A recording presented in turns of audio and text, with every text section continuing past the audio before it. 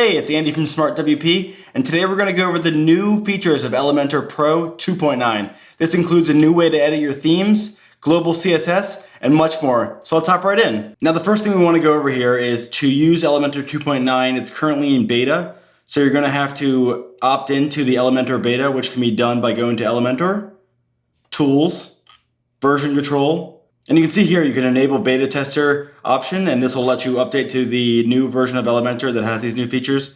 It is not recommended to do this on a production site, so we're just doing this to show you the new features in the update. But by the time you watch this video, the full version might actually already be out. It's also important to note that this is for Elementor Pro, not the free version. So if you have the paid version, these features are coming to you. All right, so let's go to our homepage here. And you can see we have a pretty basic layout here. We're gonna go in and edit with Elementor.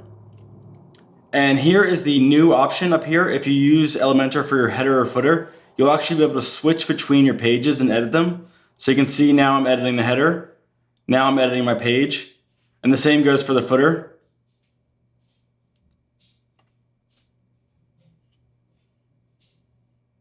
Anybody who's ever built a site for a client probably knows how confused people get by this. So this is a great addition to Elementor. Now the other new feature can be accessed through here in the general settings up here. Theme style, and under custom CSS you can now add global CSS to your entire site. This is a great addition as well, because before you had to use an additional plugin or use the customizer field, but now you can stay in Elementor and do everything in one place. And another additional feature is the option to edit colors using a dynamic field. So let's just go over this title and then we'll go over to style, and you can see text color. We now have the option to add dynamic tags. And for example, we have a advanced custom fields page with a setting in there for color.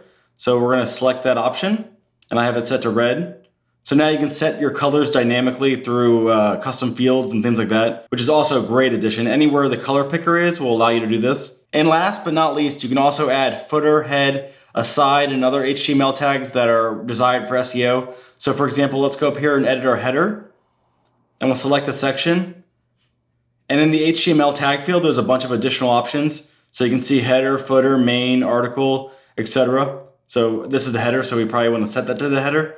And these options are great for SEO. So if you're using Elementor for every aspect of your site, this is a great addition as well. And that's it, all the new additions to Elementor Pro 2.9. There's also a bunch of bug fixes and things like that, but these are the main features you gotta check out. Thanks again for watching. Remember to like and subscribe, and check out smartwp.com for more WordPress guides.